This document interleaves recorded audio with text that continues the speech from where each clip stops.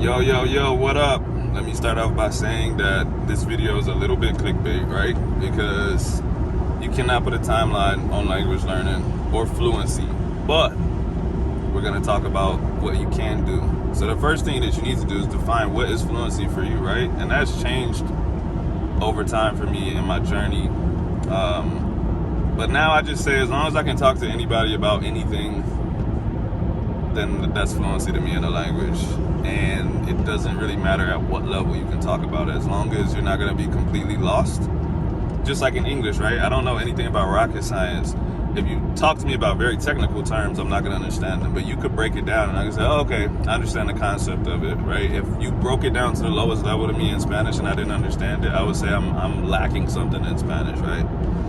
So once you define what fluency is for you, you can start working from there. And pretty much no matter what your definition is, I definitely think you can get there in a year with the right amount of practice and the right kind of practice. And that's very important, because you could spend 600 hours on Duolingo,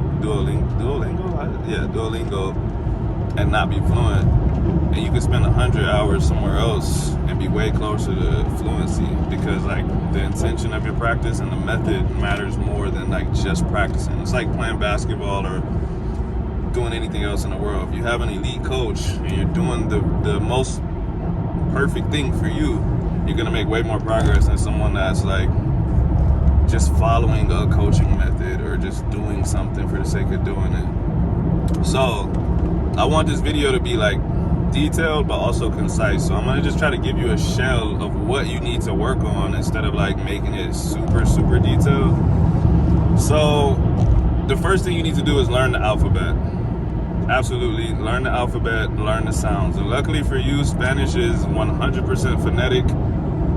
And once you learn the alphabet and learn the sounds, you will be able to read like on your own, and you will know how the word is pronounced. If you mispronounce it, that's your own fault, but you will know how it's pronounced though. Like the sounds don't change. It's not like English where like Kansas and Arkansas, like no, if you know the letters and the sounds, you'll be able to pronounce a word. So after you do that, which I recommend probably doing on your own, or you could get with, if you have money like that, get with somebody on italki super early. And you can just learn with someone on italki from the very beginning. But if you're doing this on your own and you're not comfortable with talking to somebody else yet, learn the alphabet, learn the sounds, start learning the conjugations like in context though, right? So the most important thing when you're talking to someone is to be able to describe events, right? Or describe things, period. Most of the time when you talk to people, they say, hey, how's it going? How was your weekend? How was your day? How was blah, blah, blah, right? Or they're asking you what you're going to be doing this weekend or next month or whatever. I think a lot of people focus on present tense conjugations, which obviously you need to know. But that's pretty much talking about what you're doing right now or what you do on a daily basis, and how often are you saying that? Like, it's not as often as you're talking about the past and the future. So that's something that I would tell you is like, as early as you can, start just learn like a kid does. Lots of input and, you know, practicing it yourself, repeating it, and trying to have conversations as early as possible when you actually know how to pronounce words and stuff. Don't try to have conversations when all you know how to say is hola, right? Because it's just going to be awkward. So after you get the hang of conjugating and you learn the past and the future, which like I said, I would do that early. That's when, like, to me, you need to start having conversations like as early as possible. That is what's going to develop your speaking skills. Writing, reading, and listening are three different skills that are not speaking.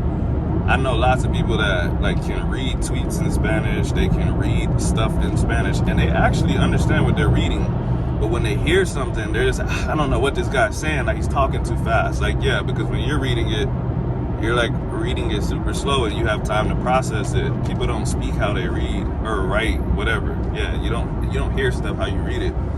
So you have to be getting input. You have to be having conversations so that you know what people commonly say. For example, in English, if I say something very common in a greeting, like if someone asks me how I'm doing and I say, hey, everything's good, I'll say it fast like that. But sometimes, like, I'm just being a little weird and I'll say, hey, top of the morning. But I'll say it slow because if I'm like, top of the morning, like, they're going to be like, what did you just say? Because that's not a common thing to reply with, right? So when people are saying common greetings, like, they're not going to say it slow, bro. They're not going to say, hey, Cubo pues. Like, they're not gonna say it like that, bro. They're gonna say it at like a regular fast speed because they like it's common, bro. You know someone's gonna say it when they see you. So you need input so that you can get used to the speed at which people talk, and also like what people commonly say. And going back to what I said about learning like a kid, I see a lot of people get frustrated with not being able to make certain sounds like the double R, right? Bro, if you went 25 years without ever saying carro, like, you're not gonna just say it the first time. And if you do, good for you. But obviously it's a common thing that Americans and people that don't have double R's are not great at it at first. It's the same thing as a kid. Like, kids, they say like, I'm hungry, or they say fui, and they can't say three because it like your mouth and your brain have to like sync up, right? It takes time to develop those speaking skills. So the same way you don't judge a kid that's 2 years old for not being able to say hungry, because that R is like a little bit hard to pronounce, right? So they say hungry. It's the same thing, bro. Like, yeah, like the difference between carro and caro, like two different words in Spanish, right? And it's tough. It's tough to say both of those if you have not been pronouncing those, right? So don't be too hard on yourself, right? Now I'm gonna put in a little bit of a side note, footnote in here.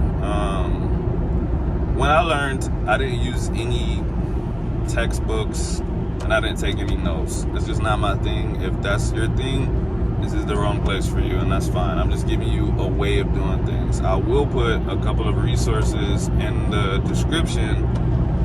There's 2 books that I would recommend they'll help you when you're self-learning, but they're not exactly textbooks, right? So a buddy of mine out here, Mike Ben, he just wrote a book. And then everyone knows Madrigals, right? Madrigals.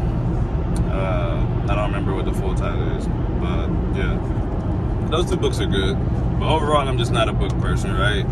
I watch people YouTube videos, I watch podcasts, I watch shows, and I'm not going to get into specifics about those because, like I said, I'm just giving you a shell here, right?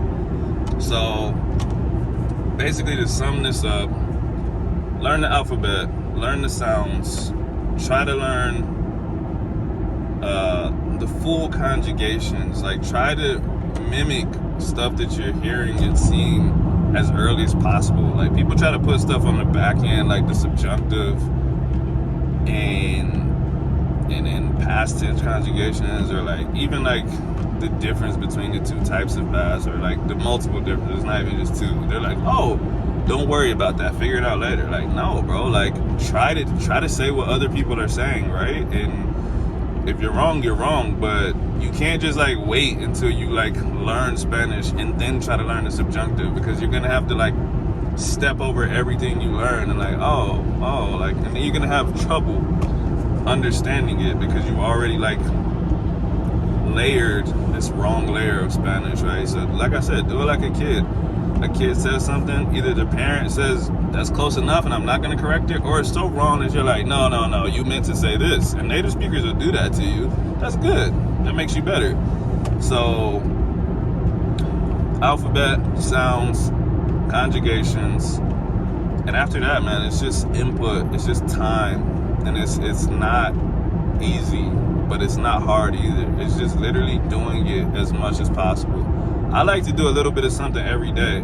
I like to do stuff that interests me. I love fighting, right? So I watch fighting stuff in the languages that I want to learn. It's easy. I watch instructional videos in the language that I want to learn. That way, I'm not like watching, like, I don't know, like some lecture and I'm falling asleep. And I'm like, oh, language learning sucks. Like, it actually doesn't suck. It's fun if you link it to the stuff that you like, right? So, like, I'll see comments and people are like, oh, I'm trying to read 100 años de soledad, but it's just too. I'm like, bro, why are you reading that, bro? Do you read literature in English? If you don't, why would you do that in a language that you're learning? Like, that makes no sense to me. That's your thing, go ahead, but there's fun stuff that you can tie the language into. And so, yeah, do stuff that's interesting. And last thing, I gotta link something else into that. It's the same thing with speaking too, right? Like, I'm a full-time strength and conditioning coach / personal trainer. Why would I learn words about cooking when I never cook, bro? I'm not saying that I won't learn them at all, but like, I'm not gonna just be going through chapters of like cooking terms because I don't cook, bro. I don't know lots of cooking terms in English, bro. Like, I couldn't tell you anything. That's the point. So, same thing. Like, if I want to be able to speak well, I need to be able to speak about things that I encounter on a daily basis. I'm not a mechanic. I'm not a cook. I'm a trainer. So even if I was fluent in those other areas, if people walk up to me in the gym and they ask me questions about the gym and I'm like, I don't know how to say squat. Oh, I don't know how to say push-up. What's the point, right? I want to be able to communicate with people. Like, the whole point is communication. Don't lose sight of that. Make connections, make friends, because those connections help you stay on the journey. If you never have anyone to talk to, it's kind of like, why am I learning this, right? But when you have a friend, when you have family, when you have a girlfriend, a boyfriend, whatever, you're like, yeah, I want to be able to say more things. I want to be able to express myself to these people, right? So anyways, I keep trying to sum it up and I keep getting distracted. Alphabet, sounds, input, just time, man. Just time. Watch other people that did it. Watch YouTube videos, whatever. This video got super long and I didn't want it to be, but hopefully this helps somebody. Send it to your friend that said that they're gonna start working on their Spanish in 2023. You got 1 year, bro. I want to see your progress. Anybody that watches this video and you're starting, tag me in your videos and stuff, bro. I will help you. I will help anybody. I've got nothing but time on my hands most of the time. I'll be reading all y'all's comments. I'll reply whenever I see them. So I'm interested in y'all's journeys, man. If y'all tag me in your stuff, I'll watch it. I don't care how bad it is. So thanks for watching. I got more videos coming. Have a good day.